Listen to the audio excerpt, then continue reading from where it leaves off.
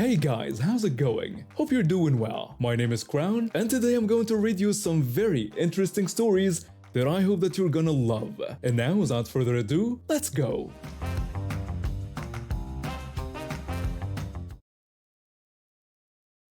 I'm sorry, but I need to vent because I'm shocked and worried about this child. This just happened and I'm running on adrenaline. My fitness tracker says my heart rate is at 130 beats per minute. For context, I currently live in a suburb in Texas. My son's primary school is on a long stretch of road with 5 lanes. The speed limit is 70 miles per hour, but during school zone hours it's reduced to 30 miles per hour. The school sits right in the middle, and the crosswalks are at least half a mile each way, maybe more. The point is, it's not close. One crosswalk is closer than the other, but it's not a brisk walk. It's a trick. This road is also very popular since it leads into the city and passes by all the tiers of public education institutions. At any given hour, there are giant trucks, work trucks, and all manners of cars. It's extremely congested during school hours. So here we are, my husband is pulling out of the school, and it's a chore because of the heavy traffic. He notices a child right next to us on a sidewalk, showing signs of looking down these 5 lanes. He better not be trying to cross the street, my husband muttered before quickly stepping on the pedal. The child had stepped into the road and my husband immediately pulled into the street to stop the people in that lane. The child pulled back, and I jumped out of the car and yelled at the child to immediately discourage anything. "Stop!" I shouted urgently. Let me tell you, the child was not okay. I couldn't get a word out of him and he couldn't explain what he was doing. He was panicked, blubbering, and looking toward the other side. I had to hold him so he'd stop trying to cross. He kept looking toward a cyclist on the other side of the road. She was yelling at me, but you couldn't hear anything over 5 lanes. I figured it was his mother, so I asked, "Do you want me to drive him to you?" And she did not like that. This woman barged across those 5 lanes, further adding to the public's negative opinion of cyclists. She was in full cycling gear and had left her bike on the other side. She tossed it down and stormed onto the road, holding out her hand. The cars rolled to a stop, the last one being a gigantic Texas truck whose hood was at her shoulder. "What's the problem here?" She had the audacity to ask me, as if I hadn't just intervened in a dangerous situation. "Are you his mother?" I asked, trying to assess her character. "Yes, I am," she replied, but she was rambling and I couldn't make sense of her. I cut her off. "Okay, but he was trying to cross the street." "I know. We're practicing." I can't tell you how much my heart sank when I heard that this woman had planned to put her 8-year-old son into such a dangerous situation and fully intended for him to cross a street on his own, as if exposure therapy would help him get over his fear of being hit by a large truck. Now, I'm not usually one to meddle. I disengage with people who exude entitlement. It's a skill you master in Texas. However, I am shamelessly confrontational when it involves a child who can't defend themselves. I turned toward my husband, who had now parked back inside the school's lots, and yelled, "Hey, it's okay. They are just practicing endangering the life of a child." He shouted back, "What?" Because again, 5 lanes. But I pretended he could hear me and added, "I know. Who does that? Not me, a normal person," because I was just being a bit sarcastic in response to the woman. She had taken her son to the side, knelt down, held his hands, and was talking to him about me. Once people like that start going off, you can control the energy they spend on you by keeping them engaged. I wanted her to stay there because I wasn't going to let this go, and I needed backup. Those who know how to handle situations involving irrational behavior. I stormed into the school building and knocked on the office window, where 3 lovely women of varying levels of administrative power were already there. I opened up dramatically again. "This is urgent. A child tried to cross the street on his own. He almost got hit. I stopped him, and his mother told me they were practicing." Those wonderful women were in disbelief, as anyone with a functioning sense of danger would be. They tried to give her the benefit of the doubt, but once I pointed out that she was in her cycling gear and had left her bike 5 lanes away, they started to call for assistance. The woman most intent on stopping her took the walkie-talkie from another staff member and stormed out. The now walkie-talkie-less staff member asked me a bit more about what happened. I reiterated my brief experience, emphasizing the danger of crossing the road where the bike lay, and she finally believed that it happened. They mostly talked among themselves about the rules for children on that road. It was reassuring to hear they already had rules in place, as one would expect. It was the whole reason I decided to report this incident. I only knew that jaywalking was illegal in all of Texas. I break the rule myself sometimes, but it's another level of irresponsibility to make a young child do it on his own in Texas, where the concept of adding another lane seems to be the only understanding of infrastructure. At this point, it wasn't my problem anymore. I only lingered slowly, feeling a bit smug to make sure the walkie-talkie lady managed to engage the mother. When we drove past him, the mother glared daggers at me while yelling at the walkie-talkie lady. So I waved at her with a warm smile. Bless her heart, she thinks she's right. Deep down though, I'm still panicked that this even happened. I know the school will handle it. They really have a good security system involving rules and volunteers because, sadly, that's what we've had to resort to since the tragedy of Uvalde. They will make sure that woman knows she's no exception to the keep children safe rules as long as she's on their property. She's free to make her own decisions elsewhere though. Honestly, that last part is what will keep me up at night. That poor child was a mess when I talked to him. He couldn't communicate with me and he was terrified of his mother. The least I can do is keep an eye out for him each day after school to make sure she doesn't try to pull that stunt again. Well, that wraps my story. My heart rate is now down to 115 beats per minute. Venting helped, I guess. Edit. Hello, let me clarify. Rules were broken by the child to get to where he was. He went unnoticed by people because he walked through a grassy area. There are no sidewalks or crosswalks connected there, and the area across those lanes is forested. No houses, no stores, no buildings whatsoever. His mother probably instructed him on how to get there. I'm not sure where she came from or where she intended to go. All my comments are made in jest. I use humor to cope.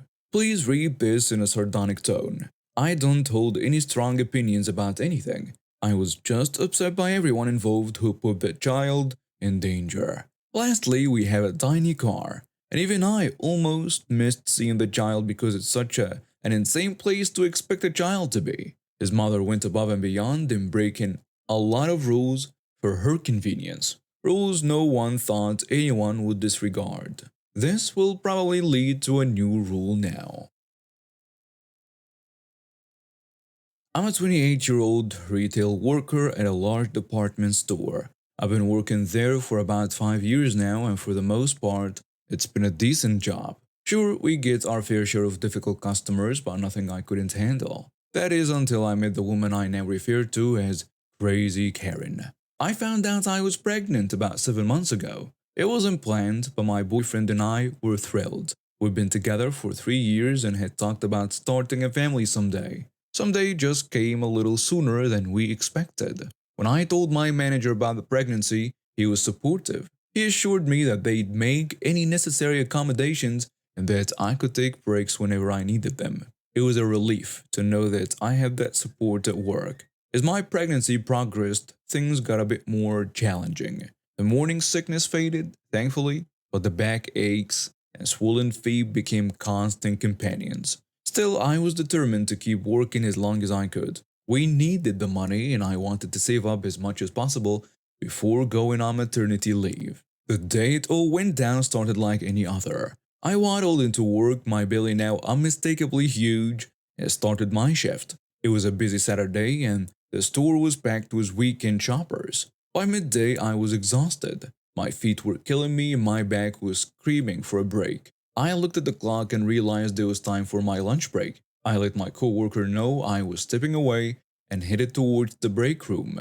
And that's when I heard her. "Excuse me, I need help finding something." I turned around to see a woman marching towards me, her face set in a scowl. She looked to be in her late 40s, with bottle blonde hair cut into a choppy bob, and wearing clothes that seemed a size too small. "I'm sorry, ma'am, but I'm just about to go on my break. I'll be happy to find another coworker to assist you though. I tried to keep my voice pleasant and professional. Apparently, that wasn't good enough for her. What do you mean you're going on a break? I'm a customer, and I need help now. I understand, ma'am, and I apologize for the inconvenience. Let me just call over one of my colleagues who can assist you right away. I started to reach for my walkie-talkie, but before I could, I felt a sharp pain in my scalp. The woman had grabbed a fistful of my hair and was yanking me towards her. You lazy witch! You're not going anywhere until you help me. I was shocked I couldn't even speak. The pain in my scalp was intense, and I could feel tears spring into my eyes. I instinctively put my hands on my belly trying to protect my baby. Manager! I need a manager right now. This fat, lazy cow is refusing to do her job. She started dragging me across the floor by my hair. I stumbled trying to keep up with her to minimize the pain. People around us were starting to notice. I could see the horror on their faces, hear their gasps of disbelief. One random customer yells, "Hey, let go of her! What's wrong with you?" Another customer, "Someone call security." But the woman wouldn't let go. She just kept dragging me and yelling. Look at her, pretending to be pregnant just to avoid working. I'm a paying customer and I demand service. I was crying openly now, terrified for myself and my baby. I could hear people shouting, some pulling out their phones to record or call for help. It felt like it was going on forever, even though it was probably only a minute or two. Then, like an answer to my prayers, I heard the familiar voice. What the hell is going on here? My manager appeared out of nowhere, and in one swift motion he slapped the woman's hand, forcing her to release my hair. He then pulled me behind him, shielding me with his body. Someone call 911 and get security here now. Ma'am, you need to step back immediately. The woman was livid and she was literally shaking with rage. How dare you touch me? I'll sue this entire store. That lazy witch refused to help me. My manager stood his ground, keeping himself between me and the deranged woman. I was sobbing, my hands cradling my belly, praying that the stress hadn't harmed my baby. Manager says, Ma'am, you just assaulted a pregnant employee. I suggest you calm down and wait for the police to arrive. A crowd had formed around us now. People were murmuring angrily, most of them glaring at the woman. She seemed oblivious to it all, continuing to rant and rave. Pregnant? Ha! She's just fat and lazy. I want her fired. I want you all fired. And then something amazing happened. From somewhere in the crowd, an egg came flying through the air, and it hit the woman square in the face, exploding in a mess of yolk and shell. For a moment, everything went quiet. The woman stood there, egg dripping down her face, her mouth opening and closing like a fish out of water. Then she let out an ear-piercing shriek. Who did that? I'll have you arrested. I'll sue every single person in this store. She lunged forward, trying to get at me and my manager again. But before she could reach us, two police officers appeared, grabbing her arms and restraining her. Ma'am, you need to calm down. You're under arrest for assault. Assault? I'm the victim here. These people assaulted me. Look at my face. We've got multiple witnesses and video evidence of you dragging a pregnant woman by her hair. Now please come with us quietly. As I led her away, still screaming and threatening everyone in sight, my manager turned to me. Are you okay? Do you need medical attention? I nodded, still too shaken to speak. He guided me to a chair and called for the store's first aid kit. As I sat there trying to calm down, customers came up to offer their support. You poor thing. Are you alright? Do you need anything? Another customer. I got it all on video. I'll be happy to send it to the police if you need it for evidence. Gradually, my shock started to wear off. The police came to take my statement and I watched the security footage with them. It was surreal, seeing myself being dragged across the store floor by that mad woman. When they asked if I wanted to press charges, I did not hesitate. Yes, absolutely. As for the egg-throwing hero, he turned out to be a teenager who had slipped away in the chaos. The police saw him on the security cameras, but decided not to pursue it. Honestly, I was grateful to that kid. His well-aimed egg had been the cherry on top of that woman's comeuppance. In the days that followed, my manager gave me some paid time off to recover, and my co-workers offered help and support. The woman was facing serious charges. Assault on a pregnant woman isn't something the courts take lightly. Me and my baby are doing fine. The doctor said the stress of the incident hadn't caused any harm, thank God. My boyfriend was furious when he found out what happened, but he's been my rock through all of this. Looking back, I still can't believe it happened. Who in their right mind attacks a pregnant woman over something so trivial? I'm due to give birth in about 2 months, and I've decided not to return to work at the store after my maternity leave. This incident, as horrible as it was, made me realize that I want to pursue something different. In a weird way, I am almost grateful to that crazy woman. Her actions were terrible, but they led to some positive changes in my life. In my first job, I worked in information technology as an access and permissions administrator at a large company with significant technological debt. The environment included custom software dating back to the Windows 9X and even DOS era. Initially, the work was quite tedious, involving a lot of back and forth communication between multiple departments. We had to ensure that each employee had the necessary training and documentation to access data within a scope requested by their manager. Additionally, we needed approval from the manager of the department related to the system role in question.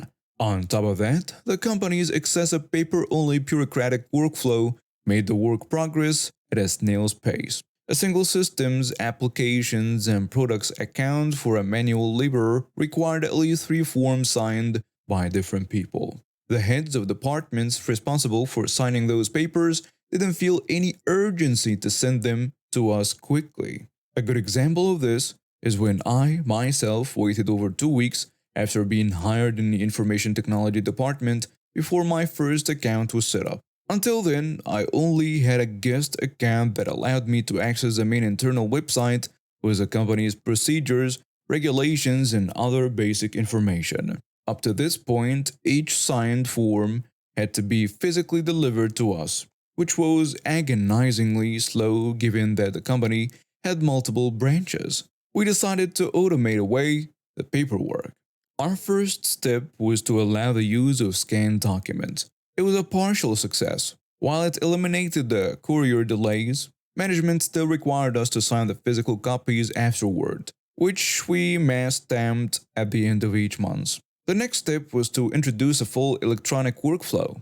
We faced significant resistance from upper management, so we had to settle on a system that mostly replicated the existing paper process. Despite this, it was a game changer. We created presets that managers could select and customize as needed, using data from these customizations to create better fitting presets. We also developed workflows that automatically generated and assigned sub-tickets for necessary approvals and tracked how long it took, sending reminders if needed. Finally, we got approval from the Human Resources Department to access layoff data to generate user plug/removal tickets. Sometime after we rolled out the new system, the Human Resources/payroll manager made a big fuss. She was furious that her team was still waiting weeks to get their permissions and questioned whether all our work had been for nothing. That really struck a chord with me. Inside, I was overjoyed, but I did my best to keep a neutral expression. At that time, we were working on summary reports, was burned down and bottleneck charts. And I already knew that tickets requesting human resources/payroll access were spending most of their lifespan waiting for her or one of her sub-managers to approve them. The manager immediately went on the defensive, claiming she couldn't keep up with the number of tickets. She then requested a change. She wanted any request from her employee to be automatically approved within a relevant scope of their sub-department. For example, a request for a human resources worker to have full human resources access and limited payroll access would be automatically approved for human resources access but not for payroll, and vice versa. I was skeptical, but wasn't exactly in a position to argue. I asked my boss to join the discussion and explained that the goal was to prevent overly permissive approvals that could lead to unauthorized access. I tried to convince her to brainstorm potential edge cases together before making a blanket approval, but she was already set on her decision and wasn't interested in discussing details. My boss shrugged and said it would be her responsibility. He told her to write up an official document outlining the change. and we would proceed with the implementation. The only request we had was to include a line that each such request would still be created, assigned as normal, and marked as automatically approved by name of the main human resources/payroll manager decision. I uploaded the scan into our system and anticipating that it would eventually backfire. Made a photocopy to keep handy in the top drawer of my desk. The original copy went to the archive. A few weeks later, she stormed into our room. The speed with which she flung open the door made it clear she was furious. She demanded to know why we had granted full access to payroll data to her subordinate. I think it was the only time I ever heard anyone yell in a company. I calmly reminded her of her request to automatically approve in-department access requests. She wasn't having it, explaining that one of her low-ranking subordinates from the payroll subdepartment had accessed the salaries of everyone in the department, including managers, and was unhappy with the paycheck disparity. Isn't it obvious that they shouldn't be able to do that? Well, yes, to a human. But that decision was automated away by your request. I handed her a copy of the document she had signed, which instructed us to automatically approve any and all such tickets without exception. Immediately afterward, she asked us to roll back the change while she wrote up another document to cancel the previous one. In the following days, she meticulously reviewed all those tickets and requested us to reduce access for several users. I have to admit, she did a thorough job and kept up a good pace in reviewing new requests, doing it daily instead of once every week or two as before. In the end, we managed to distill a subset of permissions that could be approved automatically and proceeded to implement a similar approach with other departments. P.S. I don't know whether that payroll employee managed to get the raise, but I'm sure they weren't let go, as we didn't receive any tickets to block or remove any accounts from that department in the following month. And now we have reached the end of today's stories. Thank you for watching and see you next time.